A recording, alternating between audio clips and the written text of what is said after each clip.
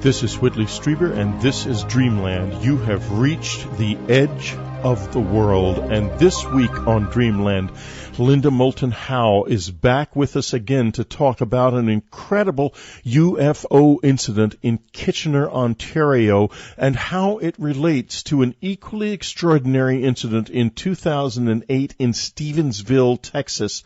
The Stevensville incident resulted in jets from nearby Carswell Air Force Base chasing a UFO, which was reported by local people, was denied by the Air Force, but then later, MUFON, in an FOIA request, got radar tracks from the Federal Aviation Agency that proved without question that exactly what those honest people in that town said they saw was true. They saw Air Force jets tracking and chasing a UFO. It happened. That's the beginning of this report. But then Linda and I began to riff. We began to talk about a lot of things that we know, and suddenly she opened up about something so incredible that I'm still kind of reeling, thinking about it, about the relationship between these events and an ancient language, and a man who was studying this for the government for 33 years, who told her some secrets about who we really are and who they really are that you're going to hear today. It's really remarkable stuff. The two of us, Linda and I, now have been working together for many, many years. And there's a level of trust that's built up between us, and you're getting the benefit of it today. This is possibly it's the most extraordinary Dreamland I've ever done. Certainly the most extraordinary one in many a year. So I'm very proud to present it. And now in the next breath, those of you who aren't subscribers, which is pushing 98% of everyone who is listening to this right now, it's time and past time. We need you, and you need us. But there's also a lighter side to everything, and I've got a couple of neat books out. I think they're very neat. One is an e-book. It's for Kindle. It is on the Amazon Kindle store. It's called Christmas Spirits by Whitley Strieber. It is an update of A Christmas Carol using my own take on it, set in modern times, and the ghosts of Christmas are no longer spirits, they are visitors. And I've woven in some of my own understanding and my own experiences to make this a real and very, I think, beautiful Christmas story. A lot of fun to read. So it's only $7.99 as well for your Kindle. If you'd like to take a look at a video about it, go to my YouTube channel. Let's simply search Whitley Strieber on YouTube.com, and you can look at that video, and you can also look at a video about our new teen thriller, Melody Burning.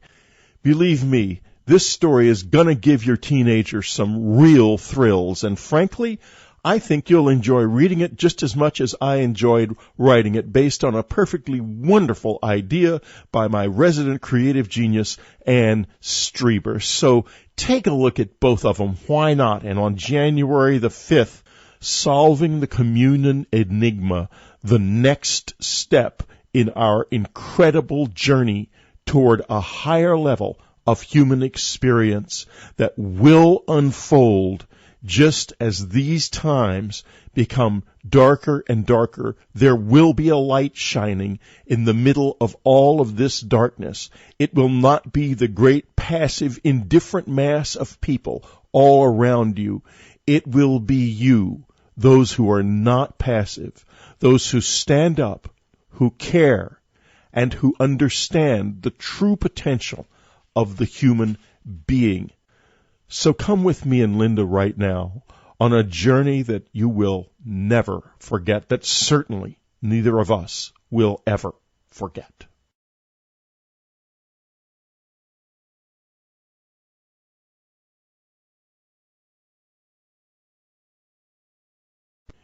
In 2008, there were some remarkable events in and around Stevensville, Texas, which Linda Moulton Howe reported on both on earthfiles.com and on Dreamland. And subscribers can listen to her report on Dreamland by simply searching for it in the subscriber section. This event was eventually investigated by MUFON, and using a Freedom of Information Act request, they obtained radar tracks showing that U.S. Air Force fighters had indeed tracked UFOs in the area of Stevensville, just as local residents reported. Now it's 2011, and lo and behold, something strikingly similar is happening in Ontario, and Linda has a remarkable report for us today covering what exactly is going on there. Of course, Linda's website is earthfiles.com, and now here she is reporting to us on an extraordinary UFO event in Canada. Emmy Award-winning reporter Linda Moulton Howe. Thank you, Whitley. It was back in January of 2008 that I traveled to Stephenville, Texas, to investigate multiple eyewitness reports of silent, brightly glowing aerial objects that projected colorful patterns in the night sky, and many eyewitnesses said they were looking at objects that were spinning and projecting all of these colors. One of those discs began projecting three-dimensional, multicolored patterns at 10:10 p.m. in the evening of Saturday, January 19th, 2008. The photographer was a resident there named David Carone. He was standing on his home porch near the Stephenville Clark Field Municipal Airport on the east side of town. David braced his arm and camera against a wooden post on his porch. The total videotape runs nearly 12 minutes. Occasionally, David's voice can be heard, so audio was functioning. But David said that he could not hear any sound from the disc, and you do not hear any sound on the video. And it suddenly began projecting these colorful patterns that pulsed 2 every second, changing every 15 video frames, and I have counted that myself on the video. You can see 9 minutes of David Carone's original videotape at my news website, www.earthfiles.com.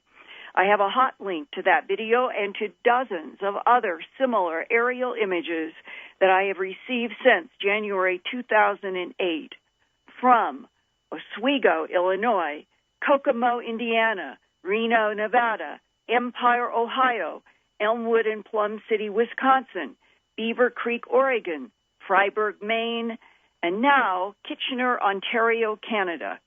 On November 24th, 2011, I received an email from a Kitchener resident named Greg Crane, and he wrote, "Please help me. I listen to you on Coast to Coast AM, Dreamland, and look at your earthfiles.com reports. It sounds like I'm seeing the same thing that you have talked and reported about.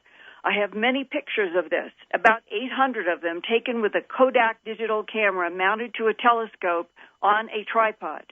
The camera does not move.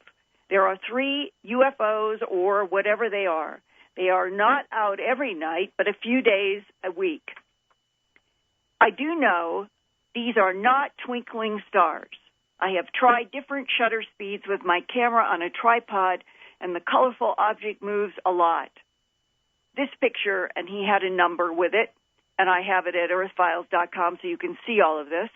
This picture was a long exposure, and we now have done analysis, and he was not sure in his Kodak EasyShare, but we now know it was a 30-second exposure. This is also the second UFO that has come in from the south. It is out later than the first that comes from the west. The second stays longer than the first one, but it seems to be farther away. I have pictures of both of these UFOs, and there is a third UFO I can only see from the road, not from my house. I can send you as many pictures as you want. I also have pictures of the light with clouds behind it showing that it's not in outer space. I have been watching these strange lights for about a year and a half. Please let me know what you think. Well, now I have spent hours on the phone talking with Greg Crane, and a professional photographer who has also taken interest and is working with Greg. Greg Crane has lived most of his 44 years in Kitchener, Ontario, Canada. He also loved working on machines since dropping out of high school to restore an old car. And today he is now a professional restorer of antique cars and works out of the same home and office that he's had for 18 years. So Greg is very familiar with the landscape and sky around his place that was built on the side of a hill. The hilltop rises to the east, blocking out that part of the sky. But Greg has clear views of the west, the south, and the north. Beginning in the summer of 2009, Greg Crane and some of his friends noticed near sunset in a still blue sky that a very bright silver, they didn't know if it was a star, was changing colors. After that, Greg realized he could see these other two from the house or from the road, and he began finally in July of 2011, for the very first time at the end of that month, getting a camera, getting the telescope, getting a tripod, and determined that he would take photographs of whatever this object was. He's now up to more than 800, has been working with a professional photographer, and he has also seen and photographed red, blue, and green smaller objects that form a triangular pattern around each of these bright silver objects. And when he asked the professional photographer if this could be a digital anomaly in the frame, we're in a digital age, could these red, green, and blue, which you can clearly see in many of the photographs at earthfiles.com, could they be some kind of chroma anomaly? The professional photographer analyzing the images, taking his own images, says, absolutely not. These are some kind of smaller objects in the sky forming triangular patterns around the much larger silver object that projects all of these three-dimensional, multicolored patterns exactly as the David Carone video back in January of 2008 in Stephenville, Texas. Here now is Greg Crane from Kitchener, Ontario, Canada. First noticed it, there was a bunch of us standing in a parking lot at Tim Hortons, which is a coffee shop, having a coffee one night, and somebody had pointed out this twinkling star in the sky that changes all different colors. The more I was outside at the times that the sun was going down, the more I noticed it. It was not something I planned on telling anybody. You know, some areas of the country that stuff's accepted, some areas it's laughed at. Around here it's really laughed at, so I was not about to really tell anybody. And Greg, when did you get the telescope attached to the camera and start taking photos? That would have been this past summer. The summer of 2011, in what month? It would be towards the end, in July. And that's when you started photographing for the first time, because finally you had a telescope and a camera that you could aim at this colorful, pulsing object. Yes. I started noticing its flight path. It came out pretty consistent times, took the same flight path, and disappeared approximately at the same time. Describe the flight path from where to where. It would show up before it got dark, about the height of the cell tower, would come across the sky, and it would make a right-hand turn and then disappear to the horizon, going away from me. What direction is it coming from and going to?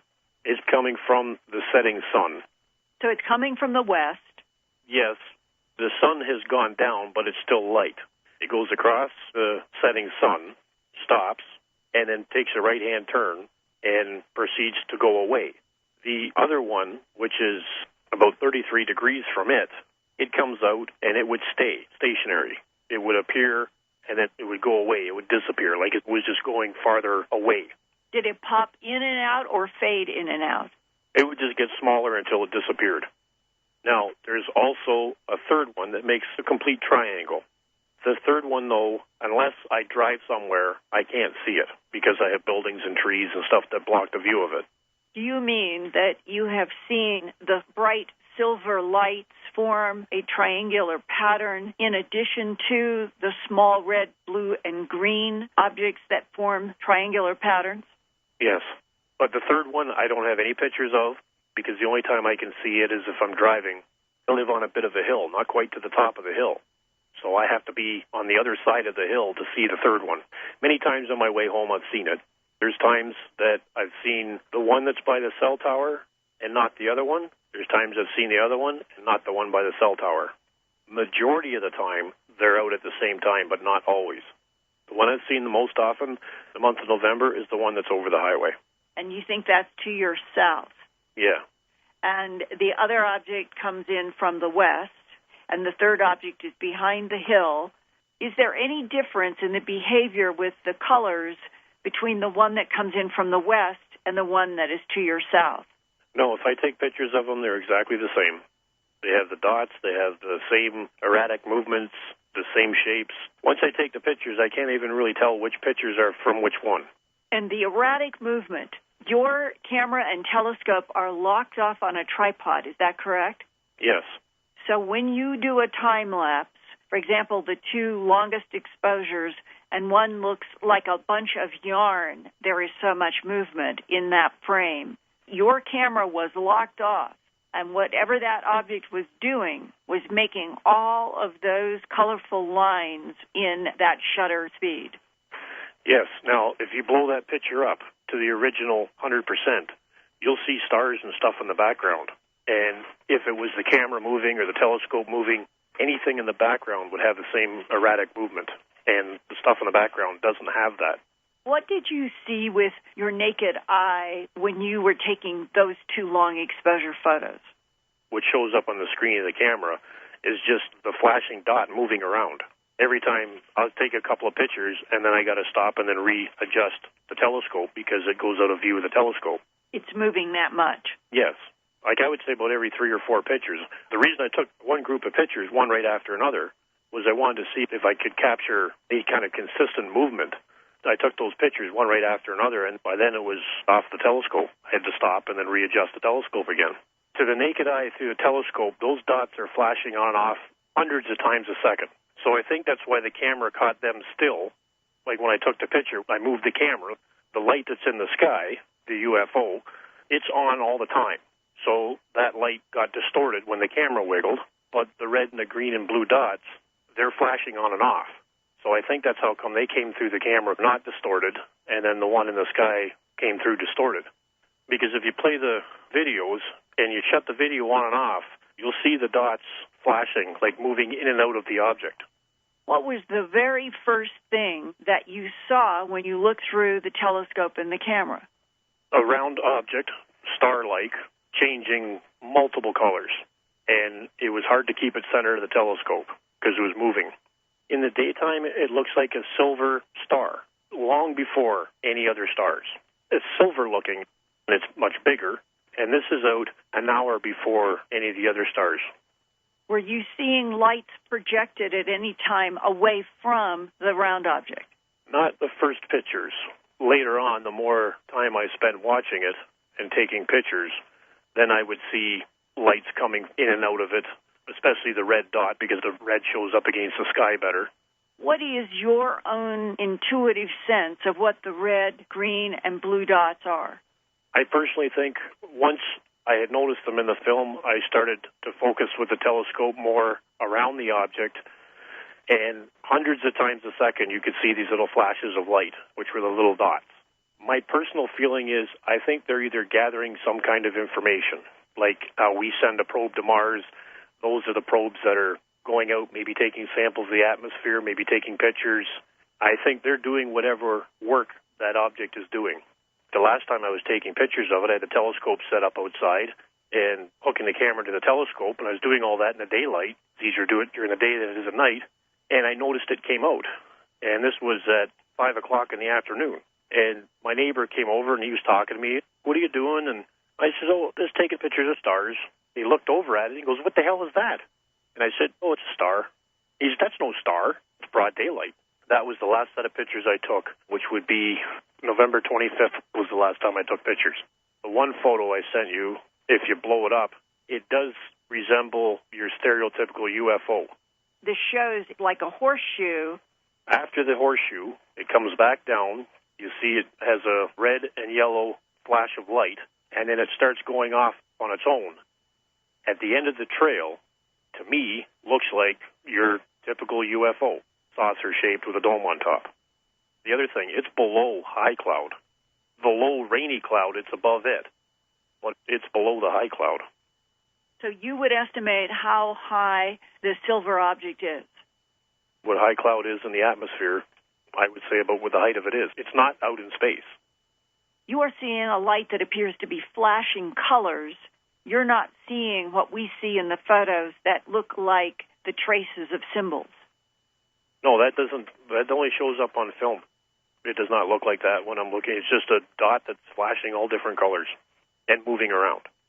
But on film, it has the symbols, like the trail behind it. Have you had any intuitive sense about what it is? I personally think that it's something that is anti-gravity propulsion. Now, from my understanding of gravity, very similar to electricity. Electricity has pulses and waves. Gravity, let's say, has pulses and waves, and I could be wrong. If you had a craft that worked off the gravity field of the Earth, repelling and attracting, and that's, let's say, how it flew, you are sitting in that craft, you would not be bouncing around because you're in your own gravitational field, just like when planet Earth is going through space, we don't feel the hiccups and speed bumps of space because we're in our own atmosphere, our own gravitational pull.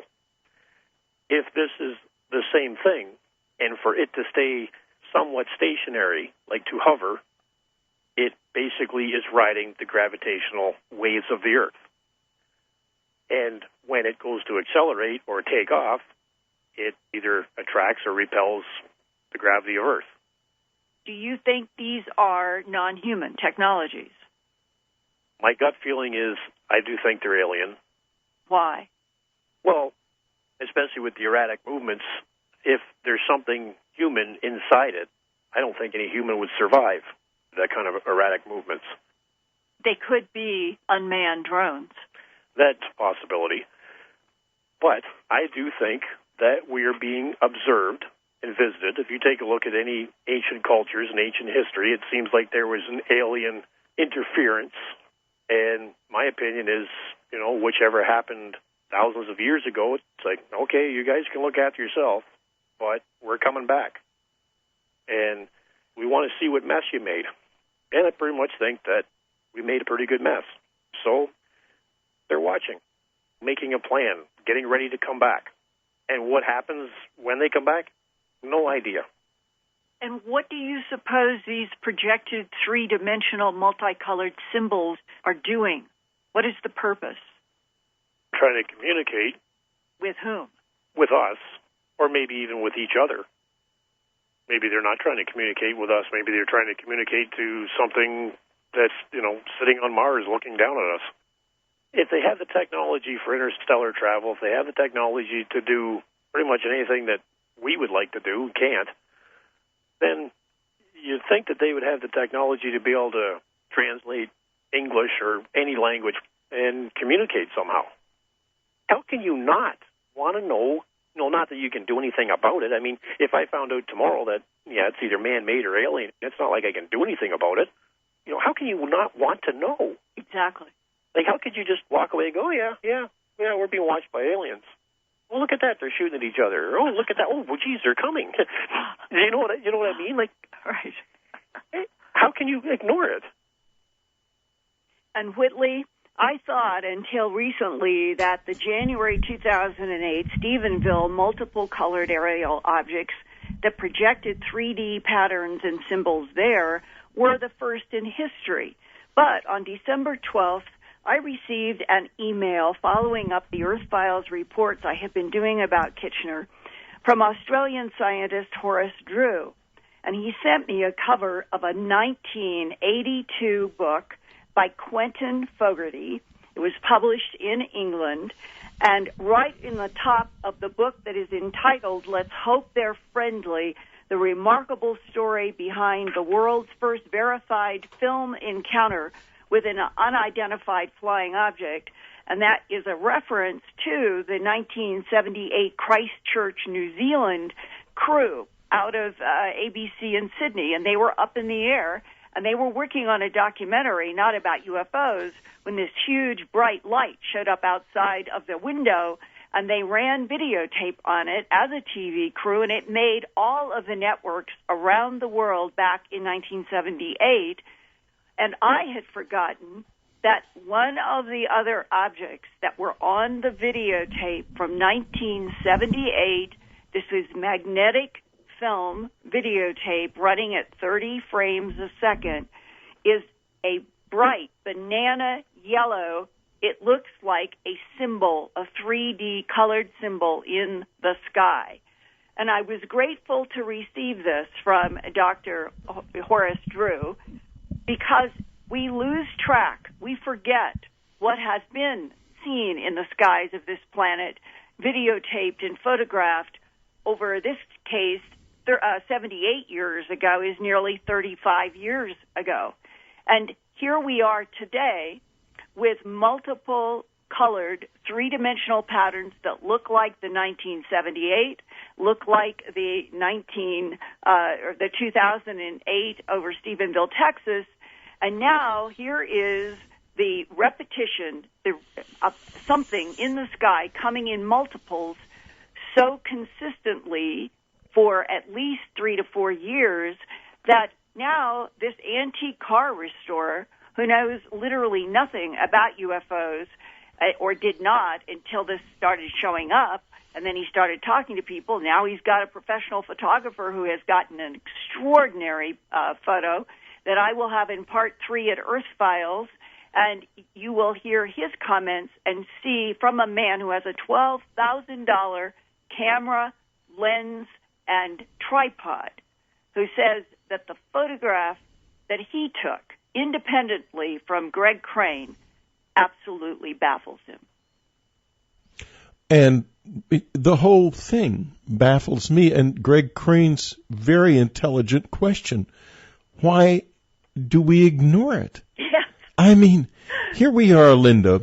You and I both know, and Linda's going to be reporting on this in more detail very soon, that there has been a change in our climate situation, specifically that there is methane outgassing from the floor of the Arctic Ocean, the original endgame scenario in terms of global warming. And I'm sure half of my listeners are going to say, oh, global warming doesn't exist, because you've been duped and have chosen wrongly, because now that this is happening, this thing is terribly dangerous. And Whitley, that amount, the volume that was just reported in early December in San Francisco at the International Geophysical Conference there by a Russian scientist who works in Fairbanks for ICAR, it is so astounding, the volume and the multiple volumes of methane,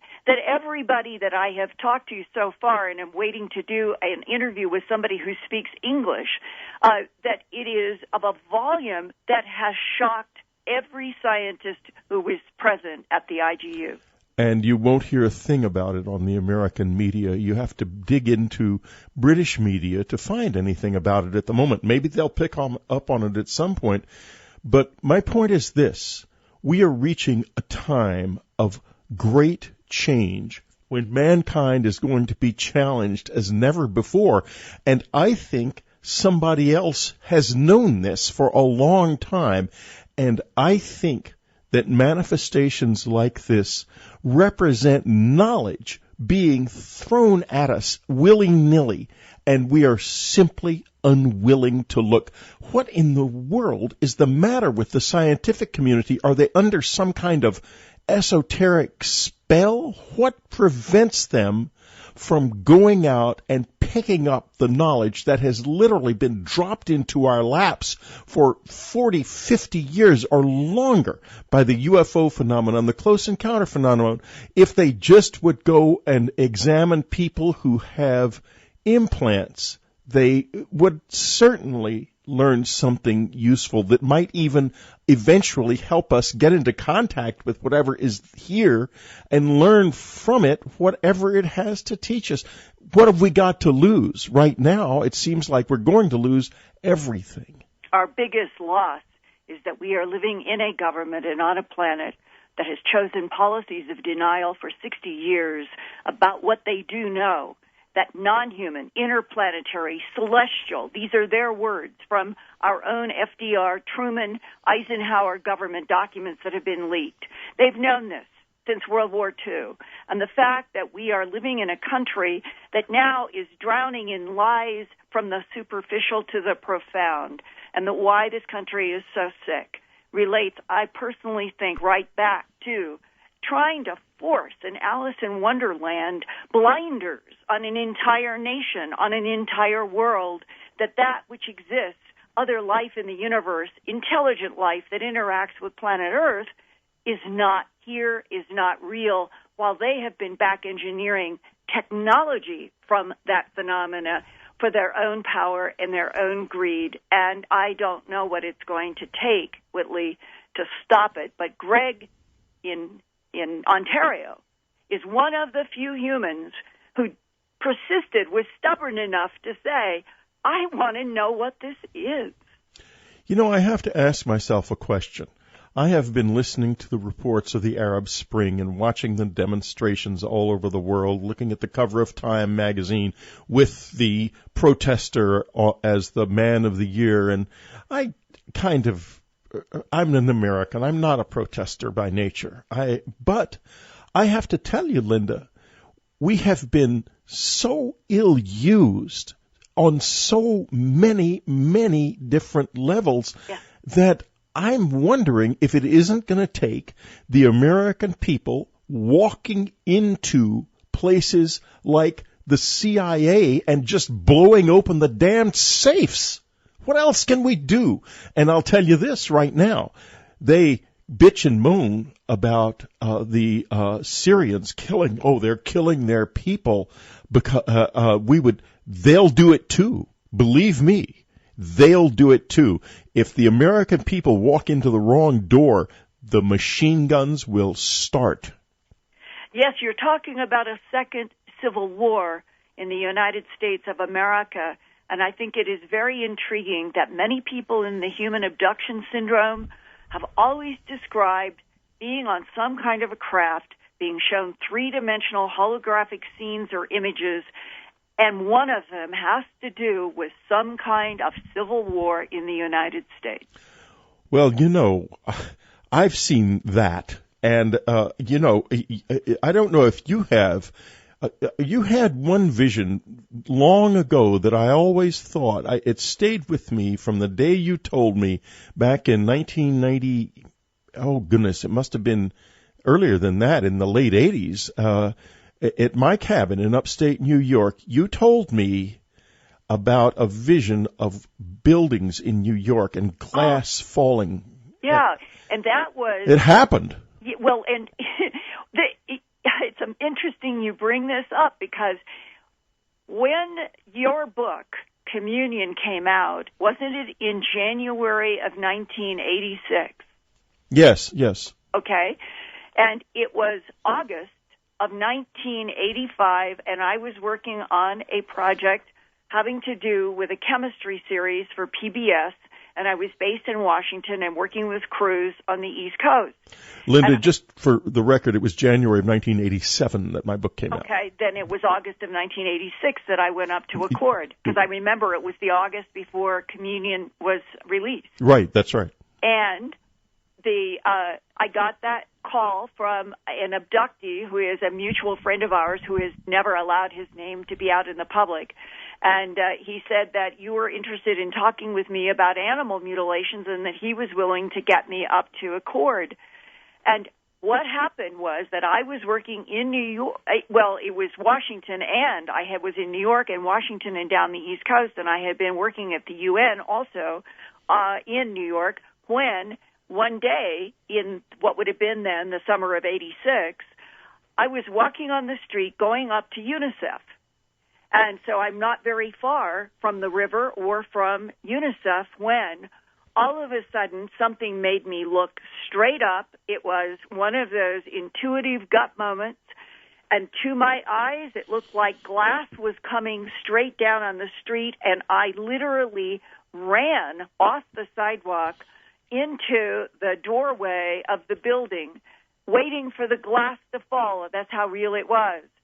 And then when I didn't see the glass hit, and I walked back out, and I looked up, and the building is there, I thought, oh, my God, someday glass is going to explode here in New York. And it took until 9/11. How did you feel on 9/11?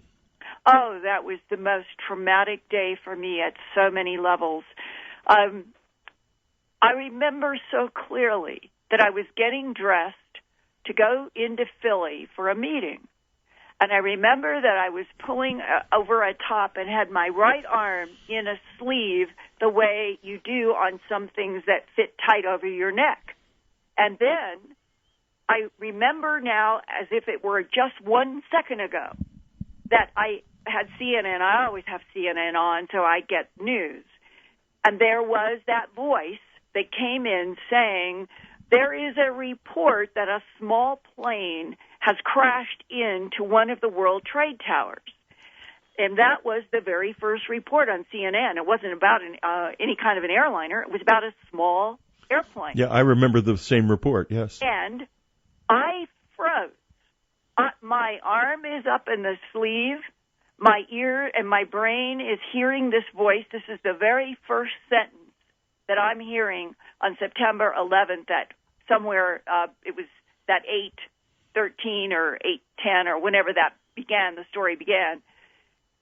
And I literally froze and walked over to the TV. I still have my arm up in the sleeve, and this voice feeling in my head was, oh, my God, this is what it is about. This is the beginning. And at that moment, how did my soul, my intuition even have a clue? But I did. It was as if all of that, the glass shattering back in 1986 in the summer in New York near UNICEF, and then another conversation that I had with a government agent who retired and sought me out and talked with me in December of 1999. This would be 2 years before. He told me in this incredible download from his own firsthand knowledge about non-humans interacting with this planet, he said for more than 250 million years that our government was satisfied that that was true. He said, you need to know that within the next 5 years, this is December of 1999, within the next 5 years, an event is going to happen in the Middle East that will change the world forever. And when I said, well, can you fill in the details? He said, no, I cannot. I'm just warning you. And that collapsed in my head along with the shattered glass vision that I'd had back in the summer then of 86. Yes. So that all of it came crashing, which would be why I was literally in a mild state of shock, immobile, standing, watching and listening to CNN. And I remember I sat down at the edge of the bed staring at CNN. I never went to the meeting in downtown Philly. I, like so many others, my entire day stopped on a dime watching CNN. Yeah, mine too. Linda, let's change the subject now and return to Kitchener, Ontario, and also, though, to Stevensville.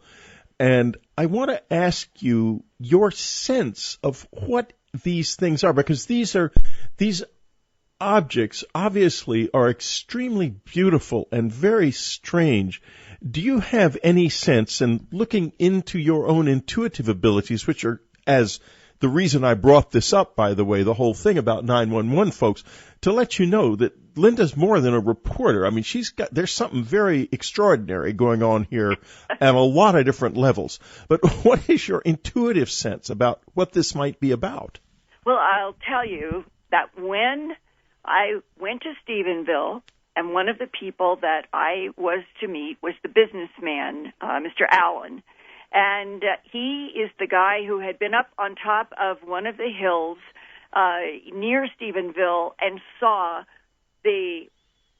how to describe it. He saw lights, he saw colors, he saw what he drew for me, and it's in one of my Earth Files reports. It looked like white flame coming out of one of these series of craft that were in a line that changed into a rectangle, that changed into all these patterns, and then he saw what looked to him like white fire, and he thought himself immediately of something in the Bible.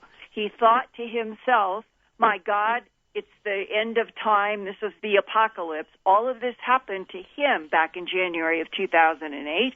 And then while he's seeing all of this drama playing out in the sky, two jets come. Afterburners they're moving at such a rate, and they are charged up so much that he can see the afterburners coming out of these jets. They come right to where he had seen all of this aerial display in the sky on one of the hills not far from Stephenville. And the jets circle.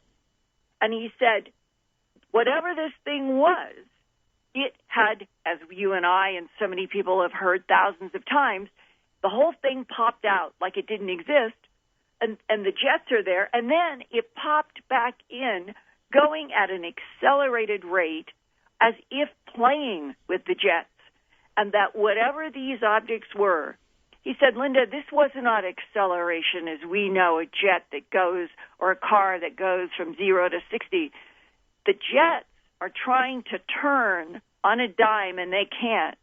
And the objects, when they flash back on, they didn't just accelerate. He said they popped from being in front of us. There were two other people watching with him on the hill, but they never would talk to me or to anyone.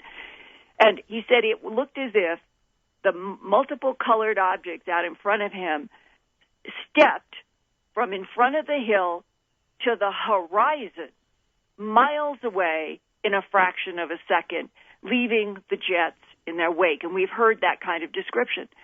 Well, he and I got together, and he's the one who handed me that CD that he paid money to David Carone to have a copy of this CD. And when I came to his meeting, and he had told David Carone, Linda Moulton Howe, the reporter for Earth Files and Dreamland and Premier Radio Networks Coast to Coast, is going to come here, and I want her to see this video that you have, because they knew each other. And David Carone took some money from Mr. Allen and gave him the CD, and he copied it and hand-delivered in his office to me and said, I want you to sit down and look at this. And that's where I first saw the video. And what struck me within the first minute of watching the blue disc that is slightly out of focus begin projecting crystal clear patterns that are three-dimensional. They are multiple. It is as if you strung together something out of colored beads and tubes and then put it up in the sky. I turned to him and said, you know, Mr. Allen, these look like symbols. They look like symbols I've seen before. And that set me off on a search. And the interesting thing to me is that some of the closest symbols that I've been able to match to what was projecting in the Stephenville area in January of 2008 is the ancient Hebrew Samaritan, the letters, the Hebrew letters in the old Samaritan language. Now, when you read about Samaritan, you are up in northern Mesopotamia region. And it turns out that whatever happened between Sumer and the whole Mesopotamian region 5,000 years ago, that there were, I'm going to say, wars and conflicts even then among who? That's the issue. Yes, that is one of the primary points in history where we may have been interacted with. Go ahead. Yes, and those old ancient conflicts in Mesopotamia may have been extraterrestrial group versus extraterrestrial group. Now, I'll give you an insight about that from the man who talked with me in December of 1999 before 9/11. It was a gigantic, long, profound discussion. And it included his describing his work for 33 years for the United States intelligence world. And this is how he described his own professional assignment: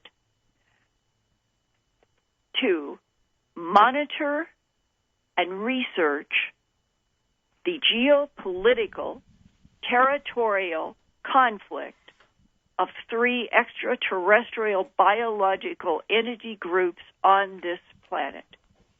That's how he described it, quote unquote. My God. Yes, and he is the one who said, Linda, we are convinced that we are dealing with at least 3 major extraterrestrial groups who have been interacting with and manipulating DNA on this planet for more than 250 million years, and he tied that statement to this explanation. He said, we have hard evidence that extraterrestrials manipulated DNA to create the dinosaurs.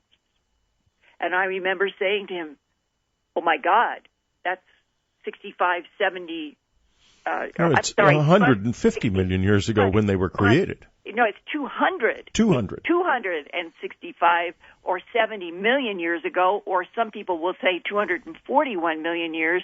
Either way, you are talking about before the dinosaurs, and then we had a long discussion that if there was genetic manipulation on this planet to create this gigantic dinosaur epic on the Earth, and then an asteroid comes from outer space, allegedly, into the Chicxulub crater down in the Gulf near the Yucatan and wipes out everything, and if the non-humans had the ability to start the dinosaurs, did they allow this to happen, or were they responsible for it because they wanted to end their dinosaur experiment? You know what that man said to me when I asked that question?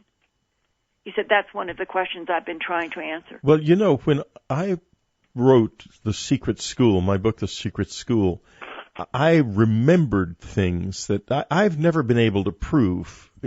I can prove that there was certainly a lot of strange stuff going on back there in my childhood, because I've talked to other people, as I point out in the book, who remember similar experiences. So it wasn't nothing. It's not simply a work of the imagination. But one of the things in it was that there is a huge scale process of destroying and rebuilding on planet Earth evolutionarily, and one of the things that happens is that there is a long period of decline that is punctuated by something like what happened at the end of the dinosaur era, or what happened 150 million years prior to that at the end of the Permian era, where there is a huge sudden upheaval, as if somebody has been fooling with something on a blackboard and finally decided, well, let's just clear the whole blackboard off, and they erase everything. Right. But then what starts again, anew, is not what you would think. Right. It's not. It doesn't begin from scratch. Right. It starts a step or more than a step ahead of where it ended. That's manipulation. That's not nature that does that. That's right. That's design. That's right. And then, obviously, all of this is raising the big issue, is this planet, and perhaps Kepler 22b, the new one that has been found that is, 600 million light years from here, but it is apparently very similar, may have a watery surface, everything. Are the watery planets that would be conducive to life if they're orbiting around, say, yellow G spectrum stars, are they used by what Michio Kaku would call civilizations Roman numeral 2, 3, and maybe even 4 in this universe, and 4 would be where there would be advanced intelligences that could actually manipulate sun and solar engines for themselves beyond our comprehension, and that if there are these advanced civilizations that could find the planets that are perfect laboratories, perfect petri dishes for experimenting with various kinds of genetic material, then this planet may have been used just like a laboratory for eons beyond our imagining. Linda, that is quite a place to end this extraordinary conversation. All I can say in response is this. I once had, and this is one of those fragmented memories that I can't really put into a context, and I don't talk much about them except when something comes up that's germane, because I can't. But I do remember once in an exchange of some sort with a visitor, when I attempted to convey my interest in how old they were and what they had seen, I got the impression that he had no idea how to tell me what he truly was. And it was an absolutely awesome, humbling experience. It happened out in the woods behind my house in the night sometime. When I was out walking, I never saw him. I knew he was there. I was meditating. I opened my eyes, and the place was just as empty as it had been. There was no one around. There was no sound. But I'm telling you now, that presence was alive. It was not my imagination. It was there, and I was aware of the fact that I was before an immense, intelligent, fearsomely alive presence that was beyond anything I could ever hope to describe. And maybe as old as our entire solar system. Maybe as old as the universe. Who knows? What was here before the universe? Was it them, and were they lonely or bored, perhaps? Is the universe a great experiment, or is it a game? Are we essential or trivial? Are we the future, or are we simply somebody's entertainment?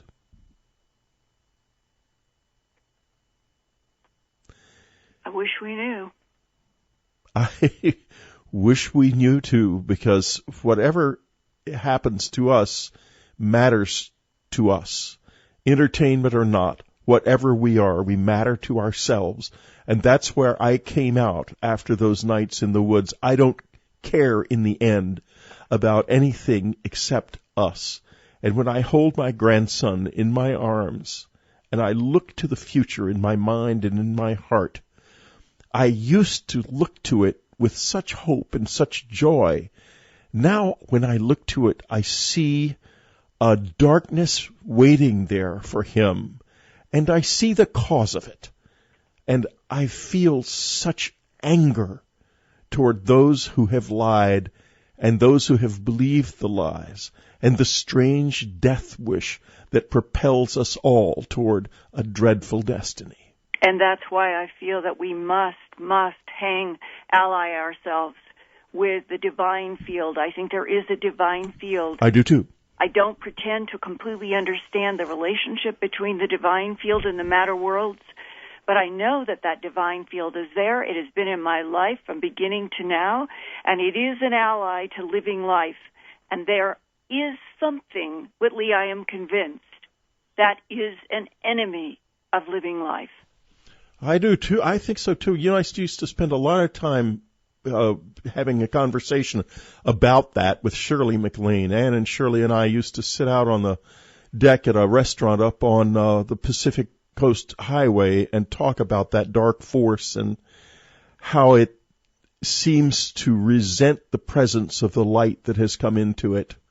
And that light, of course, is very much what we are part of.